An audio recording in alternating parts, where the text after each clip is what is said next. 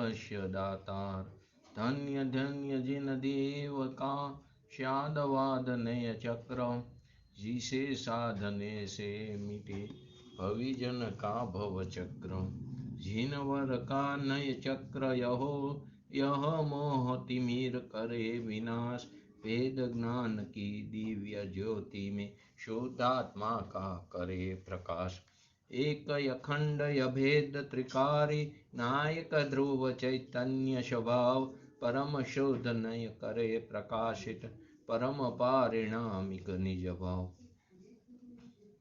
उभय नयाश्रित शिवपुर पथ पर, सम्यक ज्ञान शूरथ चालक।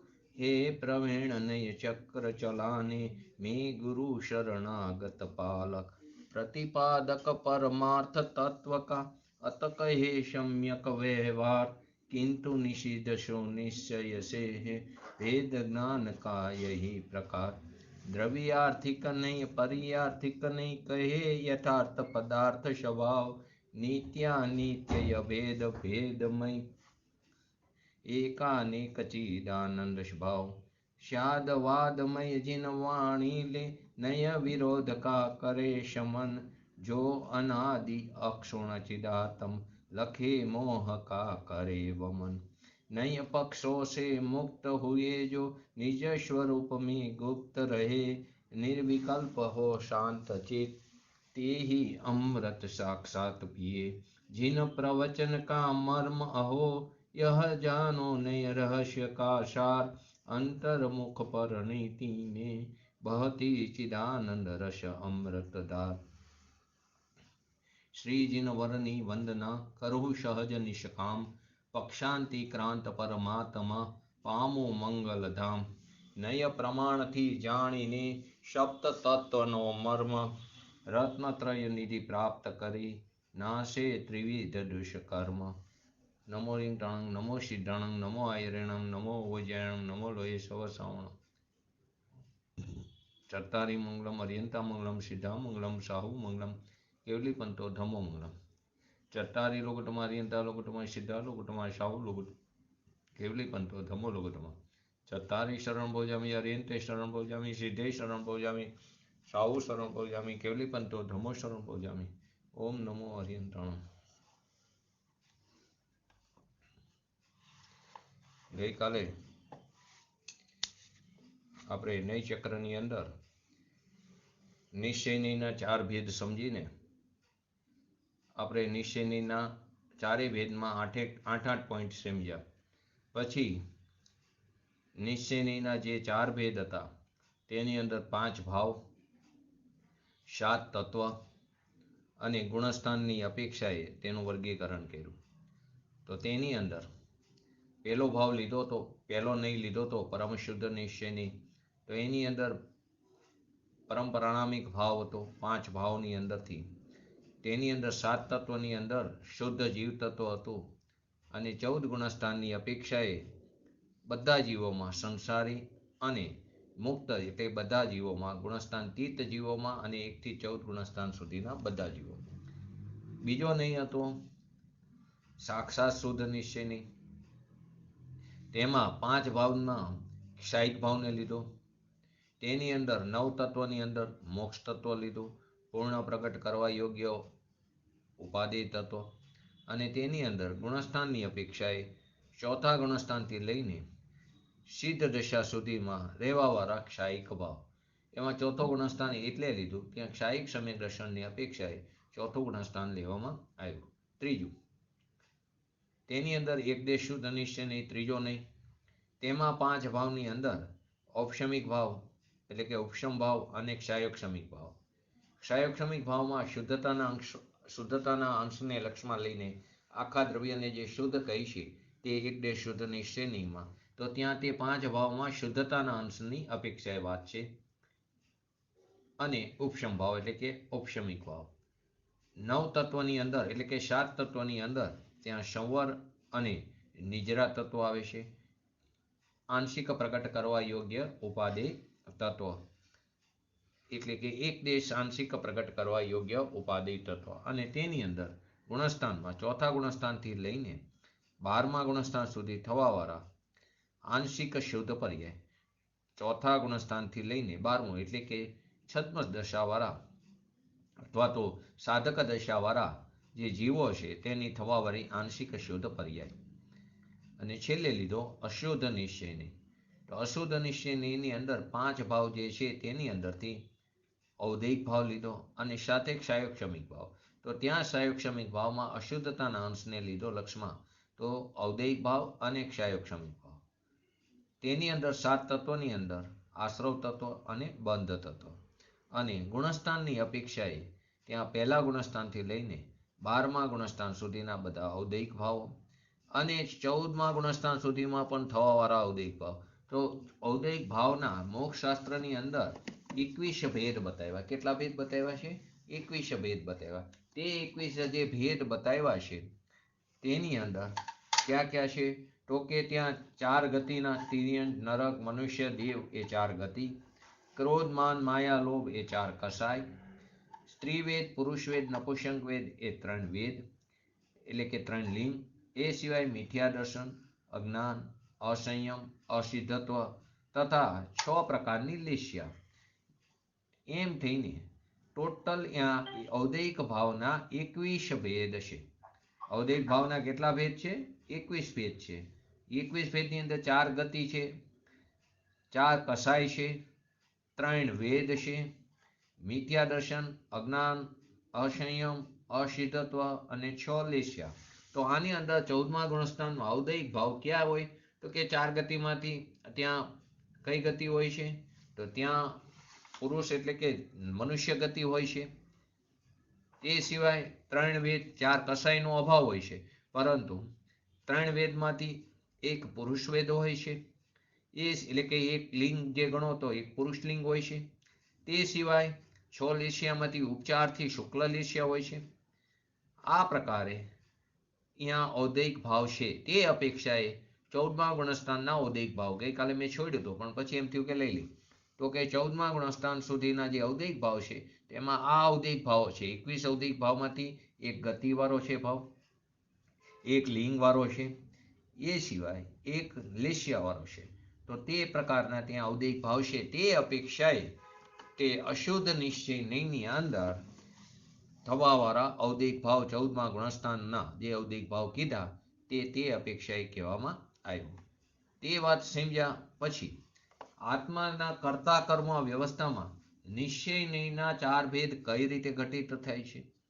કર્તા કર્મ વ્યવસ્થા જે છે તેમાં નિશ્ચયના 4 ભેદ કેવી રીતે ઘટિત થાય છે? તો કે આત્માની કર્તા કર્મ અવસ્થાના મુખ્ય મુદ્દા જે આપણે જોઈએ તો પહેલો, આત્મા જે છે તે ઉપચરિત એટલે કે ઉપચરિત અસદ્ભુત વ્યવહારની વાત છે. તો ઉપચરિત અસદ્ભુત વ્યવહારનીથી આત્મા ધંધાનો, વેપારનો, મકાનનો આદિ પર પદાર્થોનો કરતા છે, જે આપણાથી દૂર છે, સંશ્લેષ રહિત સંબંધ છે. તેવા પદાર્થોનો આત્મા ઉપચરિત અસદ્ભુત વ્યવહાર નહીંથી ત્યાં કરતા બતાવવામાં આવ્યો. આત્મા ઉપચરિત અસદ્ભુત વ્યવહાર નહીંથી ધંધા, મકાન આદિનો ત્યાં પરદ્રવ્યનો ત્યાં કરતા કહેવામાં આવ્યો.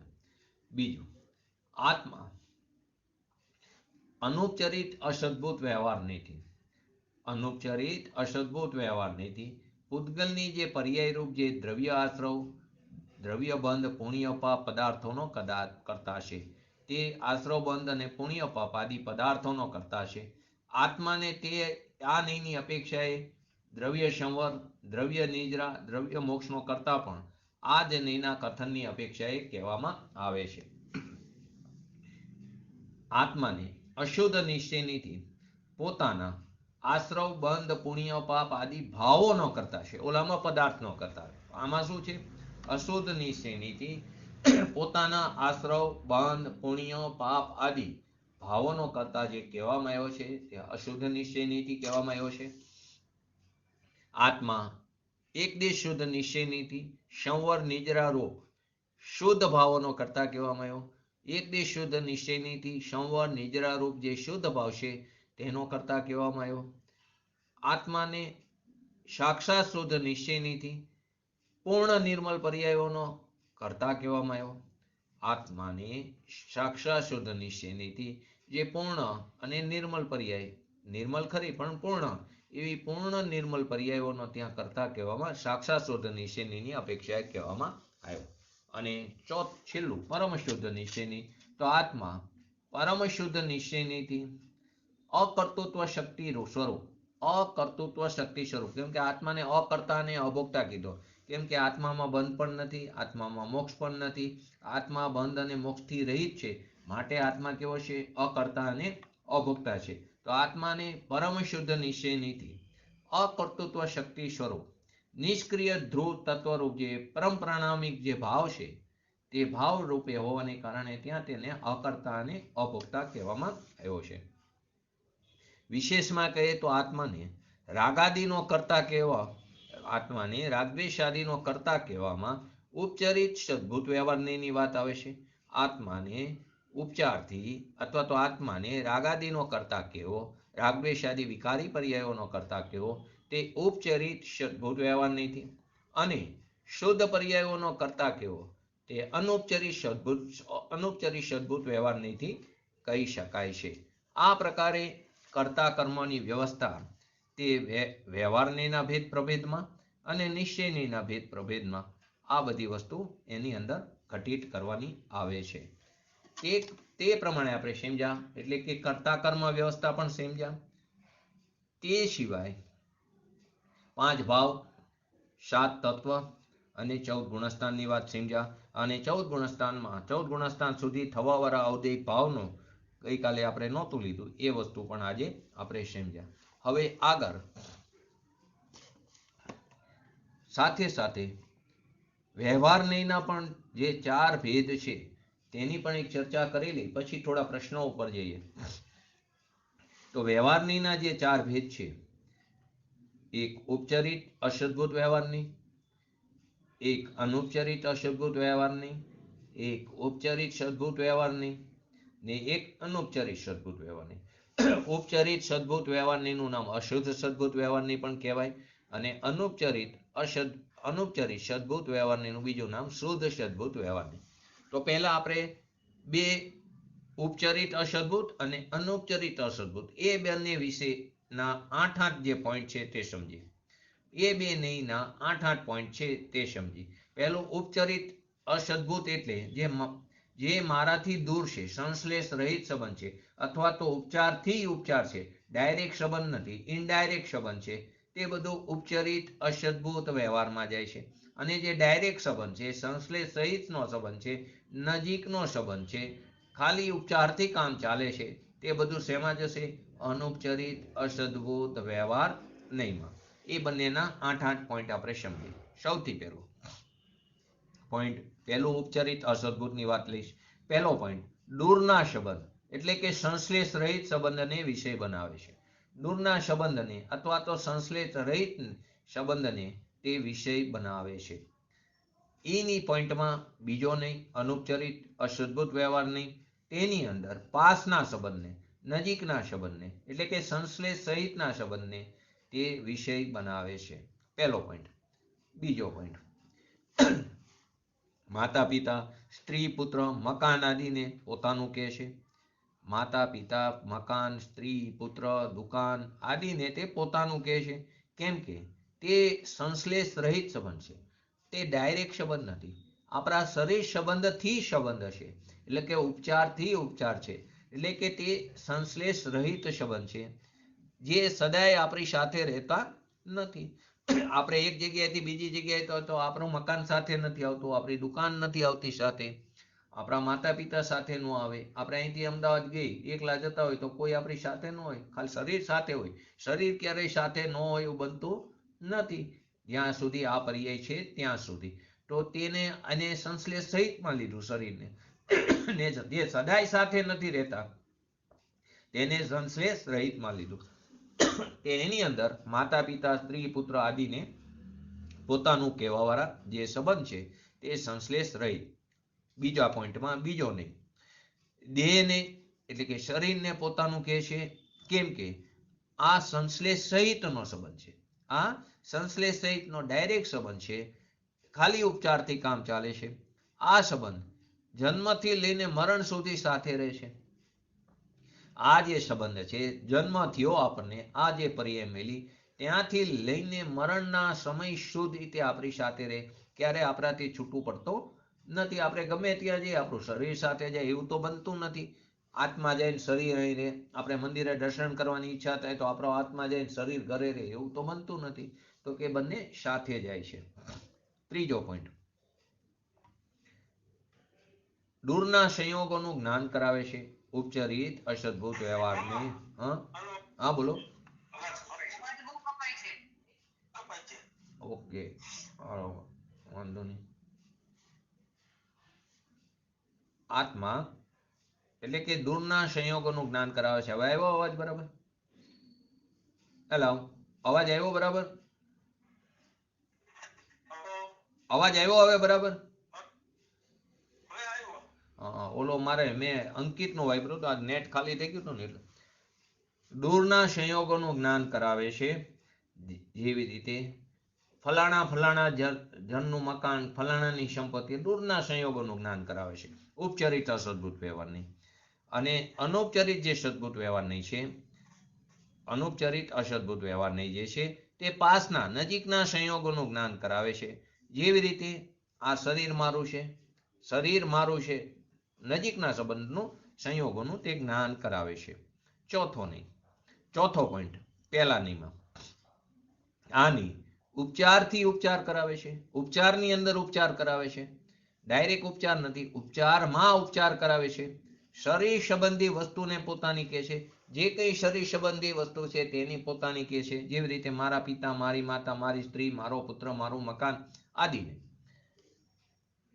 બીજો અનૌપચારિક અસદભૂત વ્યવહારમાં આને ભિન્ન દ્રવ્યોમાં ઉપચાર કરાવે છે. આને ભિન્ન દ્રવ્યોમાં ડાયરેક્ટ સંબંધ છે, પરંતુ બે ભિન્ન દ્રવ્યો વચ્ચે ઉપચાર, ખાલી ઉપચારથી કામ ચાલે છે. જેવી રીતે હું ગોરો છું, હું કારો છું, હું બીમાર છું, હું નિરોગી છું, આ બધું શરીર સંબંધી વસ્તુ છે, ડાયરેક્ટ સંબંધ છે. તે અનૌપચારિક અસદભૂત વ્યવહારનું કથન છે. પાંચમું, રોટી મકાન આદિ સંયોગોનું અથવા તો પંચેન્દ્રિયના વિષયોનો કરતા ભોગતા આનીથી કહેવામાં આવે છે.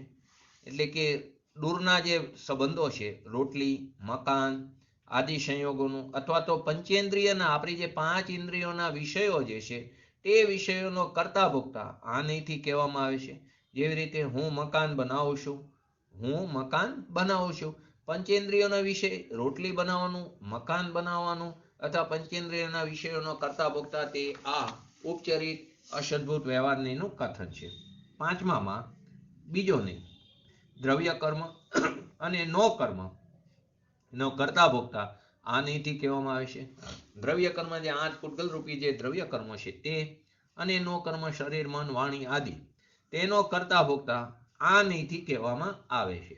તે આનીથી કહેવામાં આવે છે. તો તેમાં જેવી રીતે હું કસરત કરવાથી સ્વચ્છ રહું છું, હું કસરત કરવાથી નિરોગી રહું છું, સ્વચ્છ રહું છું, હું કસરત કરવાથી નિરોગી રહું છું, તે આનીનું કથન છે. તેમાં દ્રવ્ય કર્મ અને નો કર્મના કરતા ભોગતા તે અનૌપચારિક અસદભૂત વ્યવહારનીતિ કહેવામાં આવે છે. 5 પોઈન્ટ પૈઠા બંનેનીમાં. છઠ્ઠો પોઈન્ટ, બાહ્ય વિભૂતિના આધારે સમોસરણમાં બાહ્ય વિભૂતિ 8 પ્રતિહાર્ય આદિના આધારે તીર્થંકરોની સ્તુતિ જે કરવામાં આવે છે તે આનીનું કથન છે. જે તીર્થંકરોની બાહ્ય વિભૂતિ હોય છે સમોસરણમાં, તેના આધારે તેની સ્તુતિ જે કરવામાં આવે છે તે આનીની અપેક્ષાએ કરવામાં આવે છે. ઉપચરિત અસદભૂત વ્યવહાર. અનૌપચારિક અસદભૂત વ્યવહારનીમાં દેહના આધાર ઉપર તીર્થંકરોની સ્તુતિ કરવામાં આવે છે. આદિનાથ ભગવાન 500 ધનુષ ઊંચા છે, દેહના આધાર ઉપર તીર્થંકરોની સ્તુતિ કરવામાં આવે છે. તે અનૌપચારિક અસદભૂત વ્યવહારની અપેક્ષાએ. 6 પોઈન્ટ. 7મો પોઈન્ટ, આની અંદર ઔપચારિકતા નિભાવવી પડે છે. ઉપચરિત અસદભૂતમાં ઔપચારિકતા નિભાવે છે, એટલે કે તે ઉપચરિત નિરૂપણ છે, ઉપચારમાં ઉપચાર છે.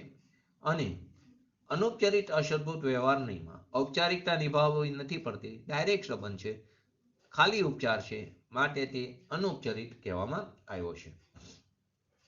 8મો પોઈન્ટ 2માં, આની ઉપચરિત અસદભૂત વ્યવહારને તે સદાચારની સિદ્ધિ કરે છે. આને સદાચારની એનું પ્રયોજન સદાચારની સિદ્ધિ કરવાનું એનું પ્રયોજન છે. કેમ કે આ મારું મકાન છે, આ મારું મકાન નથી, તો ત્યાં સદાચાર થયો ને, નહીં તો અવ્યવસ્થા થઈ જશે. કોઈની સ્ત્રીને પોતાની સ્ત્રી કહેશે, કોઈના મકાનને પોતાનું મકાન કહેશે, કોઈની દુકાનને પોતાની દુકાન કહેશે. તો કે આ નહીં, તે સદાચારની સિદ્ધિ કરાવે છે. અને અનૌપચારિક અસદભૂત વ્યવહાર નહીં, તે નહીં, અહિંસાત્મક આચરણની સિદ્ધિ કરાવે છે. એટલે કે ત્યાં સદાચારનું પાલન કરાવે છે. એટલે કે આદિ વ્રતો આદિનું પાલન, અહિંસા આદિનું પાલન, તેની સિદ્ધિ અનૌપચારિક અસદભૂત વ્યવહાર નહીં. તો આપણે પહેલા અસદભૂતના બંને ભેદ, એ બંનેના 8 પોઈન્ટ જોયા. હવે બીજા બે નહીં રહ્યા. ઉપચારિત સદભૂત એટલે કે અશુદ્ધ સદભૂત, અને અનૌપચારિક સદભૂત એટલે કે શુદ્ધ સદભૂત. એ બંનેના 6 પોઈન્ટ છે, તે જોઈએ. તો સદભૂત વ્યવહારમાં શું આવે? પોતાની અંદર ભેદ કરે છે, પોતાની અંદર ભેદ કરે છે. અને અસદભૂતમાં શું આવે છે? પર સાથે અભેદપણું કરે. વ્યવહારનું કાર્ય શું છે? સ્વમાં ભેદ કરવાનું અને પર સાથે અભેદપણું. તો પર સાથે અભેદપણું એ અસદભૂતમાં ગયું, અને સ્વમાં ભેદ કરવાનું તે સદભૂતમાં આવ્યું. બંને વ્યવહારની જ વાત છે, પરંતુ પર સાથે અભેદપણું તે અસદભૂતમાં જાય છે, અને સ્વમાં ભેદ કરવો તે સદભૂતની અંદર. હવે એના બે ભેદની આપણે ચર્ચા કરી રહ્યા છીએ. એમાં પહેલું હું લઈશ અશુદ્ધ સદભૂતનું, બીજું લઈશ શુદ્ધ સદભૂતનું. તેમાં પહેલો ભેદ, આને અશુદ્ધ વિકારી પર્યાયોમાં અભેદને વિષય બનાવે છે. આને અશુદ્ધ વિકારી પર્યાય સાથે અભેદનો વિષય બનાવે છે. કોણ? ઉપચારિત સદભૂત વ્યવહાર અથવા તો અશુદ્ધ સદભૂત વ્યવહાર. એમાં બીજા નિયમમાં આને શુદ્ધ પર્યાયોમાં અભેદને વિષય બનાવે છે. આને શુદ્ધ પર્યાયમાં અભેદને વિષય બનાવે છે. કોણ? તો કે શુદ્ધ સદભૂત વ્યવહાર. બીજો, પરના લક્ષથી ઉત્પન્ન થવા વાળા રાગદ્વેષ. પરના લક્ષ્ય ઉત્પન્ન થવા વાળા રાગદ્વેષ આદિ જે વિકારી ભાવ છે તેને પોતાના કહે છે. થાય છે પરના લક્ષ્ય, એ પરના લક્ષ્ય ઉત્પન્ન થવા વાળા રાગદ્વેષ આદિ વિકારી ભાવને પોતાના કહે છે. કેમ કે તે આત્મામાં જ ઉત્પન્ન થાય છે. સદભૂત છે ને, મારામાં થાય છે, તે આત્મામાં ઉત્પન્ન થાય છે, પરંતુ પરના લક્ષ્ય થાય છે. તો પરના લક્ષ્ય ઉત્પન્ન થવા વાળા રાગદ્વેષ આદિ ભાવોને પોતાના કહે છે, કેમ કે તે આત્મામાં ઉત્પન્ન થાય છે. તે ઉપચારિત સદભૂત વ્યવહારનું કથન છે. એમાં અનુપચારિત સદભૂતની અંદર આત્મામાં ગુણભેદ, પર્યાય ભેદ કરીને જ્ઞાન, દર્શન, ચારિત્ર આદિને પોતાનું કહે છે. આત્મામાં જ્ઞાન છે, આત્મામાં દર્શન છે, એટલે કે મારામાં જ્ઞાન છે, મારામાં દર્શન છે, મારામાં ચારિત્ર છે. તો આત્મામાં ગુણભેદ, પર્યાય ભેદ કરીને જ્ઞાન આદિને પોતાનું કહે છે. તે અનુપચારિત સદભૂત વ્યવહારની વાત, એટલે કે શુદ્ધ સદભૂત વ્યવહારની વાત છે. ત્રીજો પોઈન્ટ, આને અલ્પ વિકસિત મતિજ્ઞાન આદિ અને વિકારી પર્યાયને જીવની કહે છે. આને ઉપચારિત સદભૂત એટલે કે અશુદ્ધ સદભૂત વ્યવહારની તે અલ્પ વિકસિત પર્યાય, પૂરી વિકસિત નથી પણ અલ્પ વિકસિત એવી મતિજ્ઞાન આદિ પર્યાય અને વિકારી પર્યાયોને તે જીવની કહે છે. તેને જીવની કહેવામાં આવે છે. તે આ નહીંનું કથન છે. અને તેની અંદર અનુપચારિત સદભૂતમાં પૂર્ણ વિકસિત નિર્મલ કેવલ જ્ઞાન આદિ પર્યાયોને અથવા ગુણને જીવની કહે છે. આ નહીંમાં પૂર્ણ વિકસિત પર્યાય, કેવલ જ્ઞાન આદિ અથવા તો ગુણને જીવની કહે છે. ચોથો પોઈન્ટ, રાગાદિ ભાવ કર્મ, રાગ દ્વેષ આદિ જે ભાવ કર્મ છે એનો કરતા ભોગતા આનેથી કહેવામાં આવે છે. રાગ દ્વેષ આદિ જે ભાવ છે તેનો કરતા ભોગતા આનેથી કહેવામાં આવે છે. એની સામે શુદ્ધ સદભૂતમાં એટલે કે અનુપચારિત સદભૂતમાં તેની અંદર પૂર્ણ વિકસિત નિર્મલ પર્યાયોનો કરતા ભોગતા તે આનેથી કહેવામાં આવે છે. પૂર્ણ વિકસિત જે નિર્મલ પર્યાય છે તેનો કરતા ભોગતા આનેથી કહેવામાં આવે છે. જો દ્રવ્ય કર્મ ને નો કર્મનો કરતા ભોગતા કોનામાં આવ્યો? આગળ આવી ગયું. દ્રવ્ય કર્મ, 3 કર્મો છે, દ્રવ્ય કર્મ, નો કર્મ અને ભાવ કર્મ. તો દ્રવ્ય કર્મ અને નો કર્મનો કરતા ભોગતા ક્યાં નિયમ આવ્યો? બોલો, હમણાં જ આવી ગયું.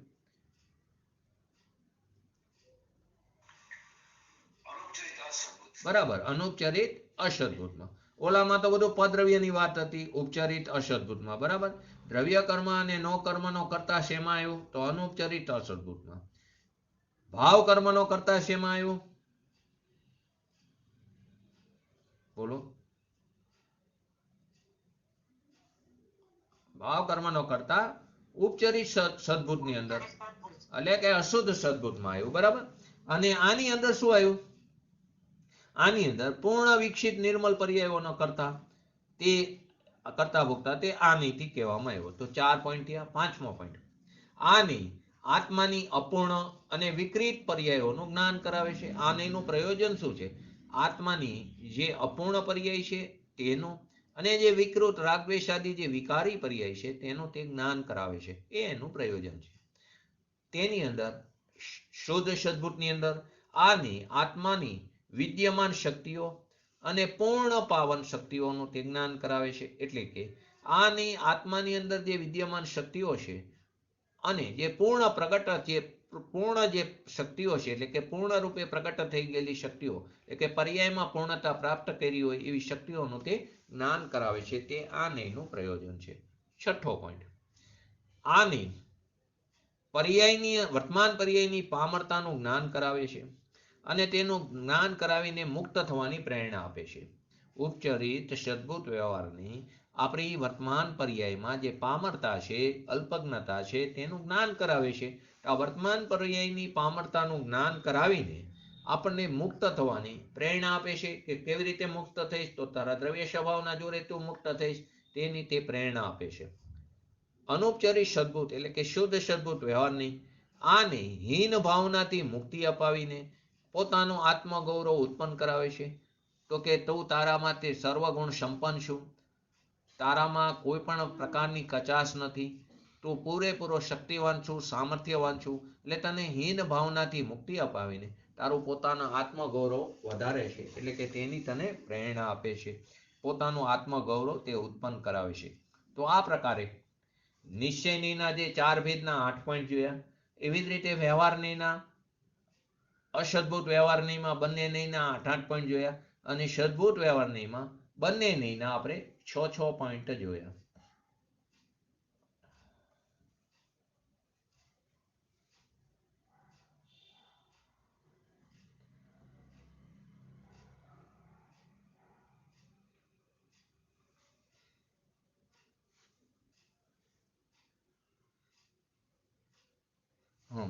બંને નહીમાં એવી રીતે 6 પોઈન્ટ જોયા. તો હવે આપણે આગળ થોડા પ્રશ્નો લઈ. એક એક લીટીના છે. આપણે અત્યારે થોડુંક જે સમજ્યા છે એના ઉપર તમે થોડા પ્રશ્નોના જવાબ આપો. થોડા પ્રશ્નો લઈશું, પછી આગળ પાછળ વ્યવહારની અને નિશ્ચયની વાત કરશું. પહેલા નય, પહેલી વસ્તુ, નયોનું સ્વરૂપ સમજવું કેમ જરૂરી છે. 7 પોઈન્ટ આપણે સમજ્યા હતા. એમાંથી બોલો, જેને જેટલા યાદ હોય એટલા વારા પરથી બોલો. એ કોઈ છે? 4 જણ છે મારા સિવાય. નિકુંજભાઈ આઉટ થઈ ગયા લાગે છે. બોલો. છાયાબેન, જયંતિભાઈ અને સંગીતાબેન. ગઈકાલે જ લીધું તો શરૂઆત. બરાબર, એક બરાબર 1 પોઈન્ટ આવી ગયો. બરાબર.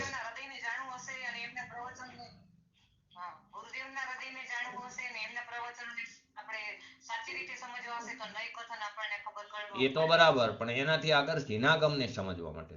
બરાબર. ગુરુદેવ જીનાગમની વાત કરે છે. બરાબર. એટલે જીનાગમ શબ્દ વાપરો. ગુરુદેવ તો બરાબર, એ સાચી જ વાત છે, પરંતુ જીનાગમને સમજવા માટે. બરાબર. આગળ બોલો. 7 પોઈન્ટ.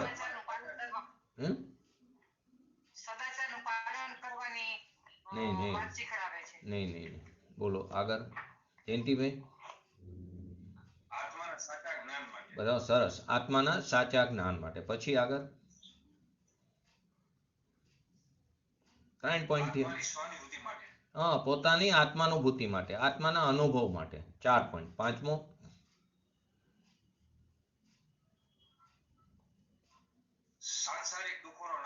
બસ સરસ. 5મો, સાંસારિક દુઃખોનો નાશ માટે. હવે એને અનુલક્ષીને જ છે બાકીના બે. 6થો પોઈન્ટ,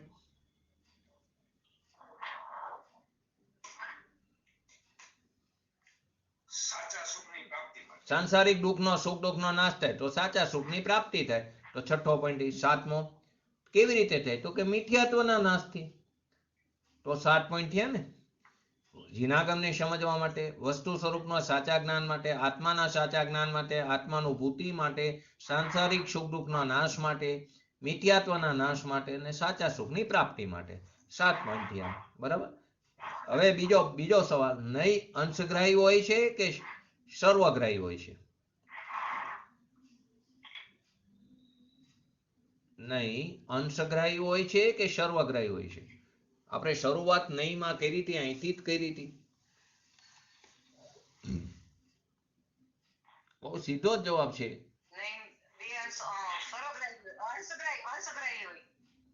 સર્વગ્રાહી કેમ ન હોય?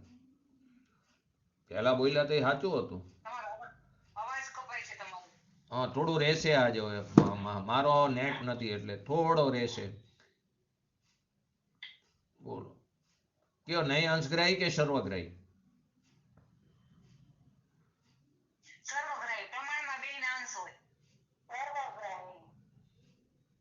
અંશગ્રાહી નહીં અંશગ્રાહી જોઈ છે. નહીં એટલે અંશે જે કથન એનું નામ જ અંશે કથન કર્યું એનું નામ જ નહીં છે.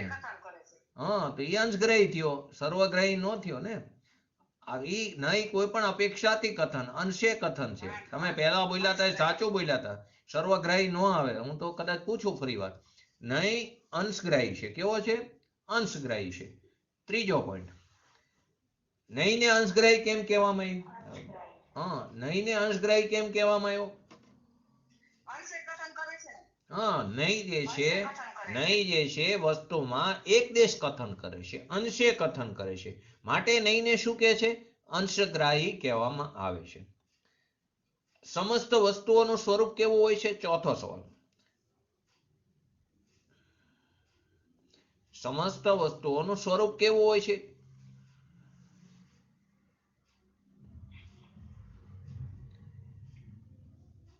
બોલો.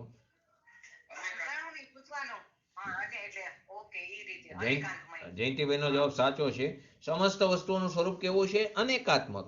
એક પણ છે અને અનેક પણ છે. બરાબર. ક્યાં એક સાથે અનંત ધર્માત્મક વસ્તુને એક સાથે જાણી શકાય? અનંત ધર્માત્મક વસ્તુને એક સાથે જાણી શકાય. કાલ જ આવ્યું તો આપણે. અનંત ધર્માત્મક વસ્તુને એક સાથે જાણી શકાય?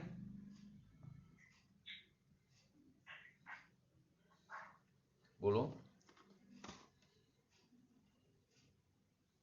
જયંતિભાઈ. કાલ જ આવ્યું હતું. વસ્તુ અનંત ધર્માત્મક વિરુદ્ધ ધર્મયુગલોથી ભરેલી છે. અનંત ધર્માત્મક વસ્તુને એક સાથે જાણી શકાય?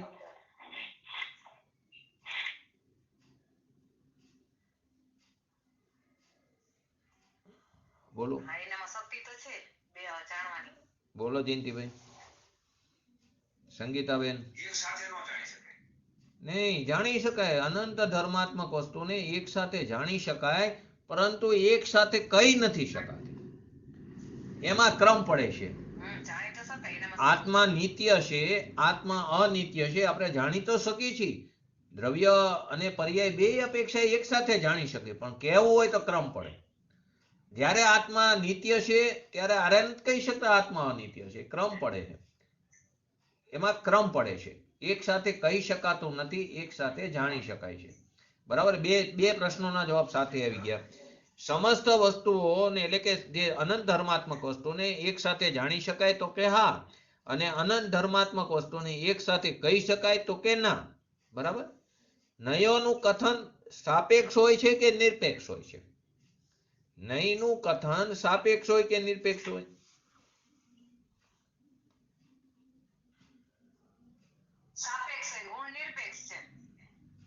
બોલો જયંતિભાઈ. સંગીતાબેન.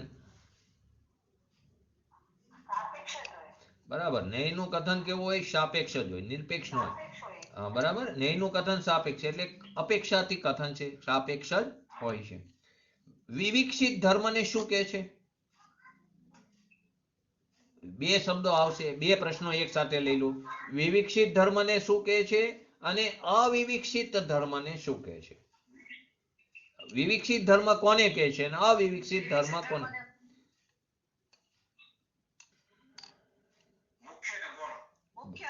વિકસિત જે ધર્મ છે તે મુખ્ય કહેવાય, અવિકસિત ધર્મ છે ગૌણ કહેવાય.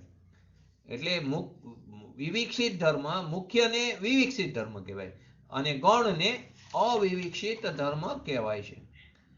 ગૌણ શબ્દની અંદર શું એનું કહેવાનું પ્રયોજન છે?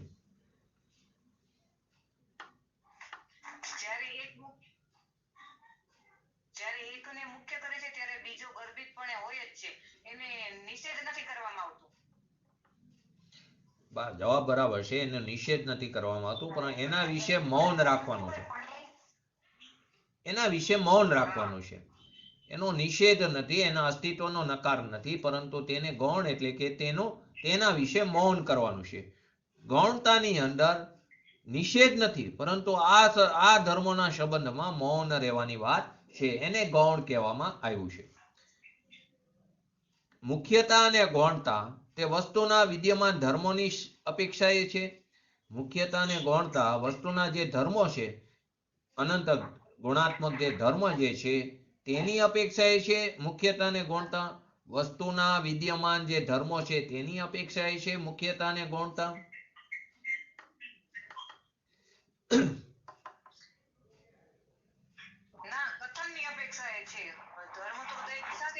વક્તાના વાણીનો ભેદ છે. મુખ્યતા અને ગૌણતા વક્તાની વાણીનો ભેદ છે. મુખ્યતા અને ગૌણતા વસ્તુના વિદ્યમાન ધર્મોમાં હોતી નથી, કેમ કે વસ્તુમાં જે બધા ધર્મ છે તે દરેક સમયે પોતાની પૂર્ણ તાકાતથી, પૂર્ણ સામર્થ્યતાથી તે વિદ્યમાન પડેલા છે. એમાં કોઈ મુખ્યતા અને ગૌણતા નથી, પરંતુ વક્તાની વાણીનો ભેદ છે. તો મુખ્યતા અને ગૌણતા વસ્તુમાં કઈ અપેક્ષાએ છે? તો વસ્તુમાં મુખ્યતા અને ગૌણતા તે વક્તાની ઈચ્છા અનુસાર છે.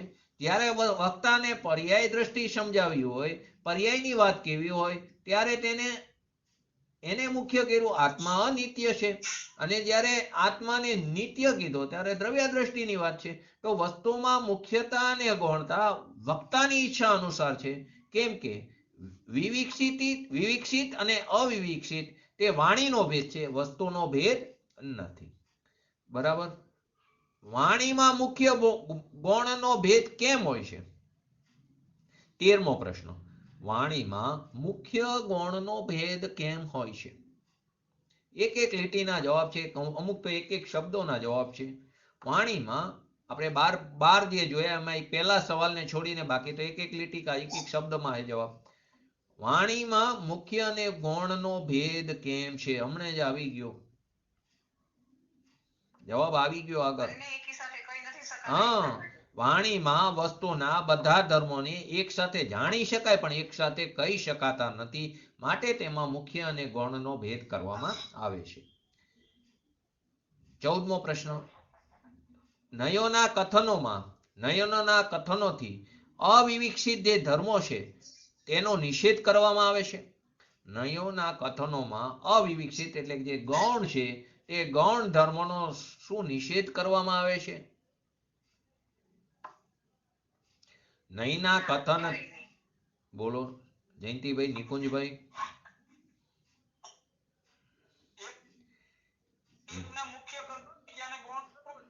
હા, ગૌણ કરવું પડે, હું નિષેધ નહીં. હા, નયના કથનથી અવિકસિત એટલે ગૌણ ધર્મ તેનો પણ નિષેધ નથી, પરંતુ એને મૌન કર્યું એટલે કે એને ગૌણ કર્યું છે. એટલે એનો જવાબ શું આવશે? નહીં. નયના કથનથી અવિકસિત ધર્મનો નિષેધ કરવામાં આવતો નથી. વ્યવહારનું કાર્ય શું છે? આ તો હવે આવડવું છે. 15મો પોઈન્ટ હમણાં જ આવી ગયું. વ્યવહારનું કાર્ય શું? હા, બોલો નિકુંજભાઈ. હા, બોલો નિકુંજભાઈ, બોલો. બરાબર બોલતા હતા, બોલો નિકુંજભાઈ, બોલો. બસ સરસ. સ્વમાં ભેદ અને પરમાં અભેદપણું અથવા તો સંયોગોનું જ્ઞાન કરાવવું અને વસ્તુ સ્વરૂપ સમજવાનું. એટલે સ્વમાં ભેદ કરે છે અને પરમાં અભેદપણું, એ વ્યવહારનું કાર્ય છે. 16મો પોઈન્ટ. વ્યવહાર નહીંનું ફળ શું છે? બોલો. વ્યવહાર નહીંનું ફળ સંગીતાબેન, બોલો. અલકાબેન બોલો, અલકાબેન બોલો, વ્યવહાર નહીંનું ફળ શું છે?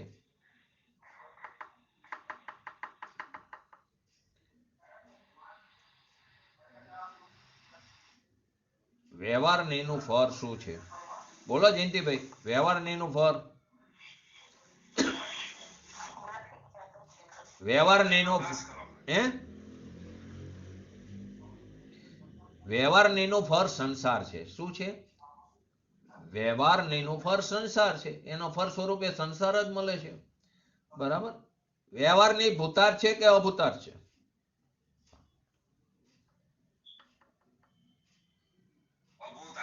અભૂતાર્થ. હવે કથનતીત આવે તો બંને આવે, કથનતીત ભૂતાર્થ છે ને કથનતીત અભૂતાર્થ. પરંતુ અહીં અત્યારે આપણે શું ભૂતાર્થ કે અભૂતાર્થ? તો અભૂતાર્થ છે, આદરણીય નથી. હવે આગળનો પ્રશ્ન, શું વ્યવહાર નહીં પૂરી રીતે અભૂતાર્થ છે? પૂરી રીતે અભૂતાર્થ છે?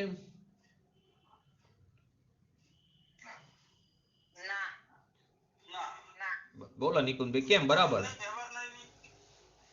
બરાબર, જવાબ સાચો નથી. પૂર્ણ રીતે અભૂતાર્થ નથી, પણ સમજાવો. કથનથી તો અભૂતાર્થ છે, પણ કેમ?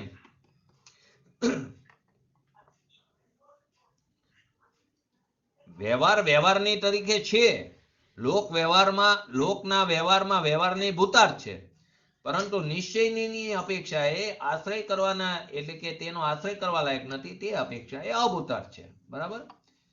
વ્યવહારની ના અભૂતાર્થ કેમ કીધો? વ્યવહારની ના વિષયભૂત જે ભેદ છે અથવા સંયોગો છે એના આશ્રયથી આત્માની પ્રાપ્તિ થતી નથી, માટે વ્યવહારની આ અપેક્ષાએ અભૂતાર્થ કહેવામાં આવ્યો. બરાબર. આગળનો 20મો પોઈન્ટ, 20મો સવાલ, વ્યવહારની ના વિષયભૂત ભેદ અને સંયોગોનું અસ્તિત્વ હોય છે કે નથી હોતું? વ્યવહારનો જે વિષય છે ભેદ અને સંયોગો, એનું અસ્તિત્વ હોય કે નથી હોતું?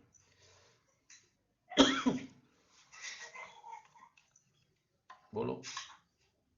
વ્યવહારનો જે વિષય છે ભેદ અથવા તો સંયોગો, તેનું અસ્તિત્વ હોય છે કે નથી હોતું?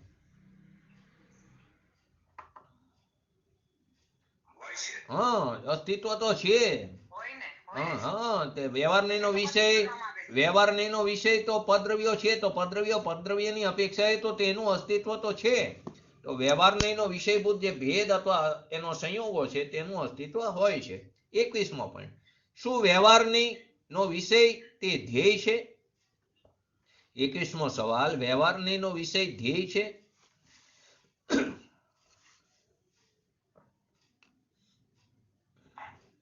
બોલો.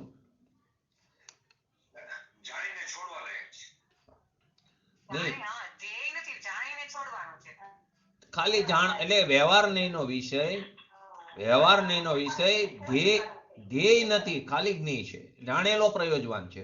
11મી 12મી ગાથા સમયસર વ્યવહારનો વિષય તે ધ્યેય નથી, પરંતુ શું છે? જ્ઞેય છે. નિશ્ચયનું કાર્ય શું? બોલો નિકુંજભાઈ, નિશ્ચયનું કાર્ય. સંગીતાબેન બોલો, બેમાંથી એક. નિશ્ચયનું કાર્ય, વ્યવહારનું તો બોલ્યા આપણે આગળ, નિશ્ચયનું કાર્ય બોલો નિકુંજભાઈ. બરાબર, પરમાં ભેદ કરવાનો. હા, સરસ.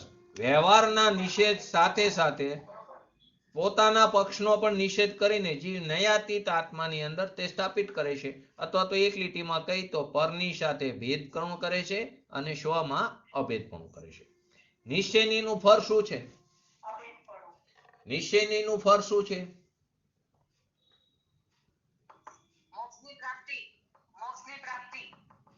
નિશ્ચયનું ફળ શું? હા, સરસ. નિશ્ચયનું ફળ મોક્ષ છે. નિશ્ચય નહીં ભૂતાર્થ છે કે અભૂતાર્થ છે?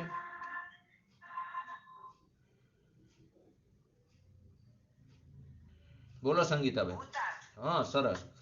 નિશ્ચયનો વિષય કોણ છે? હા, નિશ્ચય. બરાબર. નિશ્ચયનો વિષય શું છે?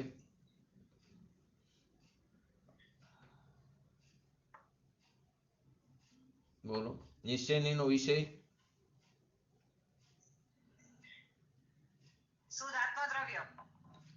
અભેદ અખંડ આત્મા, પરમ પ્રાણામિક ભક્તનો ભગવાન આત્મા.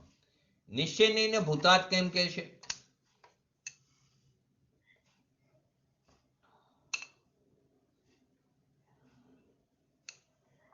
નિશ્ચયની ને ભૂતાર્થ કેમ કીધો? આગળ કીધો ને બે શું બતાવે? પણ એ ભૂતાર્થ છે, સત્યાર્થ છે. નિશ્ચયના આશ્રયથી સમ્યક દર્શનની ઉત્પત્તિ થાય છે, મુક્તિની પ્રાપ્તિ થાય છે. એ કારણે તેને ભૂતાર્થ કહેવામાં આવ્યો.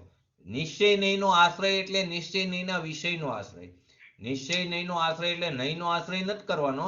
નિશ્ચય નહીંનો વિષય જે પોતાનો પ્રામાણિક પોતાનો ભગવાન આત્મા છે એના આશ્રયની વાત બતાવી છે. વ્યવહાર અને નિશ્ચય વચ્ચે કયો સંબંધ છે? વ્યવહાર અને નિશ્ચય વચ્ચે કયો સંબંધ છે?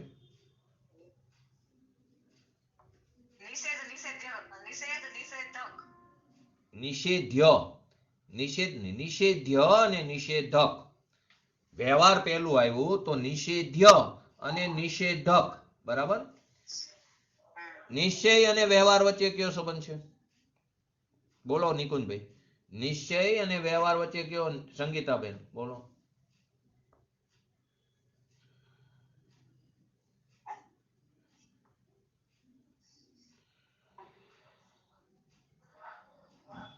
બોલો નિકુંજભાઈ, યાદ હોય તો બોલો. હવે છાયાબેન કે જયંતિભાઈ બોલો.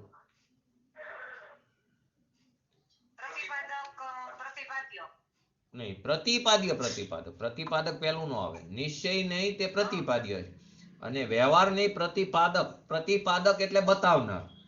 એ નિશ્ચયને બતાવીને પોતે વિલય પામી જાય છે. એટલે જ્યાં નિશ્ચય પેલું આવે અહીંયા પ્રતિપાદ્ય અને પ્રતિપાદક, અને વ્યવહાર ને નિશ્ચય પેલું, વ્યવહાર પેલું આવે ને વ્યવહાર નિશ્ચયનો સંબંધ હોય અહીંયા નિષેધ્ય નિષેધક. વ્યવહાર નિષેધ્ય નાશ થવા લાયક છે અને નિશ્ચય છે તે વ્યવહારનો નાશ કરનાર છે. માટે ત્યાં નિષેધ્ય અને નિષેધક, અને જ્યાં નિશ્ચય પેલું આવ્યું ત્યાં પ્રતિપાદ્ય અને પ્રતિપાદક. વ્યવહારની નિશ્ચયની નું પ્રતિપાદક કેમ છે?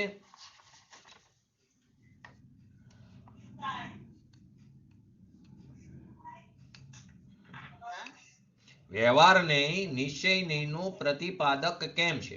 વ્યવહારની પોતે તો અભૂતાર્થ છે, તથા જે ભૂતાર્થ છે તેનું કેમ બતાવનાર છે? પ્રતિપાદક. આગળ આવી ગયો છે આખું, આપણે સમજાવ્યું. એમાં એક જ લીટીમાં કહેવાનો જવાબ. વ્યવહારનું કાર્ય શું છે? પેલા જો વ્યવહારનું કાર્ય શું છે? પર સાથે ભૂલી જાઓ. સ્વમાં શું કરે છે? ભેદ. એટલે શું? વ્યવહાર જે છે અભેદ અખંડ વસ્તુમાં, અભેદ અખંડ વસ્તુમાં ભેદ કરીને અભેદ અખંડ વસ્તુને સમજાવતો હોવાને કારણે તે નિશ્ચયનું પ્રતિપાદક છે. શું કીધું? વ્યવહારની અભેદ અખંડ વસ્તુમાં ભેદ કરીને અભેદ અખંડ વસ્તુને સમજાવે છે એટલે તે નિશ્ચયનું શું થયું? પ્રતિપાદક છે. સ્વમાં ભેદ કરીને અભેદને સમજાવે છે માટે તે નિશ્ચયનું પ્રતિપાદક છે.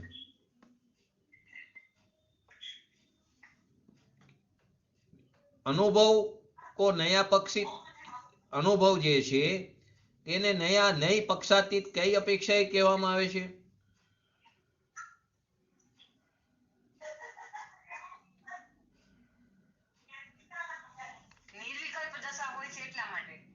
અનુભવને નઈ પક્ષાતીત કઈ અપેક્ષાએ કહેવામાં આવે છે? અનુભવમાં, અહીં તો બરાબર, અનુભવમાં નિશ્ચય નઈ સંબંધી વિકલ્પ પણ છૂટી જાય છે. અનુભવના કારમાં નિશ્ચય નઈ સંબંધી વિકલ્પ પણ રહેતા નથી. આ અપેક્ષાએ અનુભવને નઈ પક્ષાતીત કહેવામાં આવ્યા. એટલે કે નિશ્ચય નઈનો વિકલ્પ પણ ત્યાં છૂટી જાય છે. છેલ્લો પ્રશ્ન લઈને આગળનો આપણે બીજા વિષયમાં જઈએ. નિશ્ચય નઈના આશ્રયથી અનુભવ થાય છે, આ કઈ અપેક્ષાએ કહેવામાં આવે છે? નિશ્ચય નઈના આશ્રયથી અનુભવ થાય છે. અત્યારે એમ કીધું નિશ્ચય નઈ સંબંધી વિકલ્પ છૂટી જાય છે અનુભવના કારમાં. હવે પાછો પ્રશ્ન એમ આવ્યો, નિશ્ચય નઈના આશ્રયથી અનુભવ થાય છે તે કઈ અપેક્ષાએ કહેવામાં આવ્યું? એક બાજુ એમ કહે છે કે નિશ્ચય નઈ છૂટી જાય છે, હવે અહીં એમ કહે છે કે નિશ્ચય નઈના આશ્રય અનુભવ થાય છે, તો કઈ અપેક્ષાએ કહેવામાં આવ્યું? હમણાં હું બોલી ગયો. નિશ્ચય નઈના આશ્રયથી અનુભવ થાય એમ કહેવાનો મતલબ એ છે નિશ્ચય નઈનો વિષયભૂત અર્થ જે છે, પદાર્થ છે, તેના આશ્રયે તેને અનુભવ થાય છે. નિશ્ચય નહીં તો છૂટે, પણ નહીંનો જે વિષય છે એના આશ્રયની વાત ત્યાં બતાવવામાં આવી છે. માટે તેને નિશ્ચય નહીંનો આશ્રય કીધો. નિશ્ચય નહીંનો આશ્રય નથી કરતો, નિશ્ચય નહીંના વિષયનો આશ્રય કરે છે. પરંતુ બોલવામાં એમ આવે છે કે નિશ્ચય નહીંના આશ્રયે અનુભવની પ્રાપ્તિ થાય છે. તો આ પ્રમાણે આપણે થોડા પ્રશ્નો જોયા. બાકીના શુક્રવારે જોશું. પછી આગળ આપણે નહીંના વિષયમાં આગળ જશું. આપણે ગઈકાલે આહારક અને અનારક